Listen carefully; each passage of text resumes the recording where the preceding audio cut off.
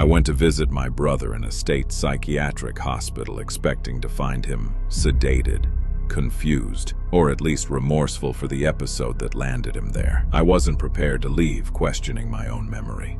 My name is Caio Navarro. I was 34 years old at the time, and I had never set foot in a psychiatric institution before, or at least that's what I believed. Raphael had been taken there after starting to say they were testing him, that small things around him were altered just to observe his reaction, that conversations changed tone when he entered the room, and that people asked overly specific questions as if they were collecting answers. I thought it was classic paranoia, accumulated stress, maybe the beginning of something more serious. So I went there determined to be the rational brother, the support. The building was bigger than I imagined, too quiet for a place full of people. At reception, they asked for my ID, noted my arrival time, and gave me a visitor's badge with my name printed on it. Nothing strange, just protocol. While waiting for the visit to begin, I noticed a camera pointed directly at the chair where I was sitting.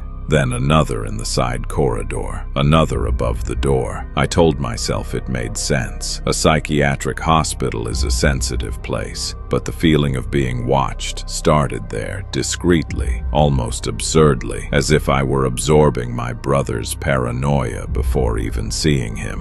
When they finally took me to the visiting room, Raphael was already sitting on the other side of the table, thinner than I remembered, but completely lucid. He didn't seem sedated or confused.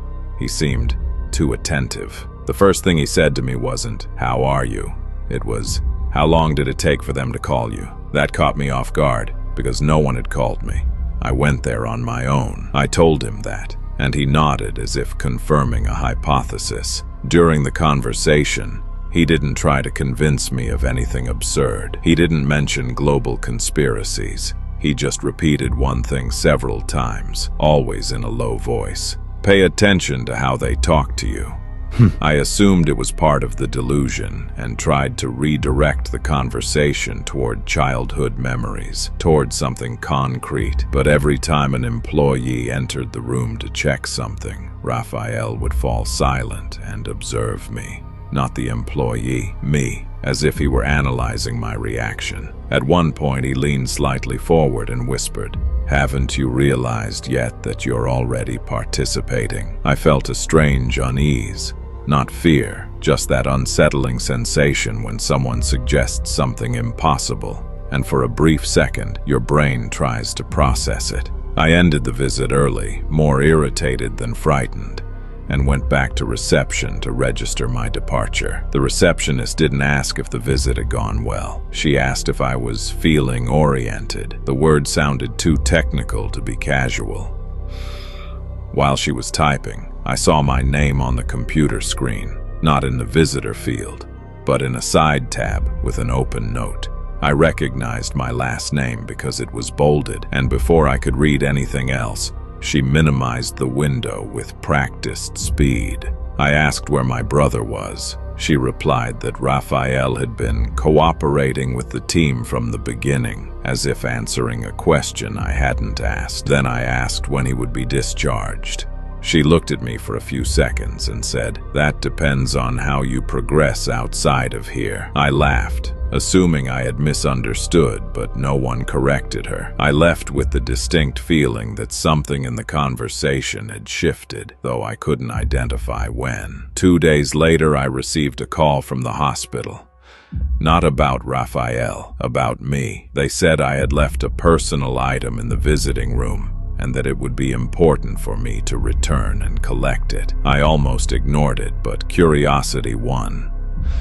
When I arrived again, the same receptionist handed me a brown envelope with my full name handwritten on it. Inside was a copy of an admission form containing my information, a signature in the lower section, and a typed note that read, "Patient does not yet acknowledge being under evaluation." My stomach dropped. The signature looked exactly like mine, not a sloppy imitation. My handwriting, the same curve at the end of my last name, the same way I crossed the letter T. I went back to reception demanding an explanation. A man appeared to speak with me, but he didn't introduce himself as a doctor or administrator. He simply said administrative errors can happen when family members present a compatible history. I asked what history.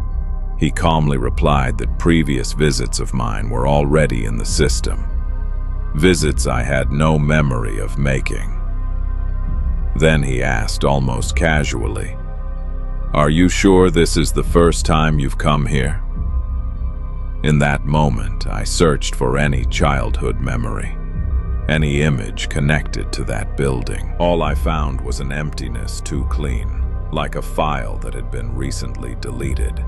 I left with the envelope in my hand and called my mother to confirm when Raphael had first been admitted. She remained silent for too long before answering that Raphael wasn't the first in the family to need that place. I asked who it had been. She simply said, "Don't you remember? Today, I still keep a copy of that form in a folder at home. Sometimes I compare the signature to others of mine. The similarity remains too precise to dismiss as coincidence. The only thing I haven't been able to decide is whether I went to that hospital as a visitor, or if I only left because I still haven't accepted that the observation was correct.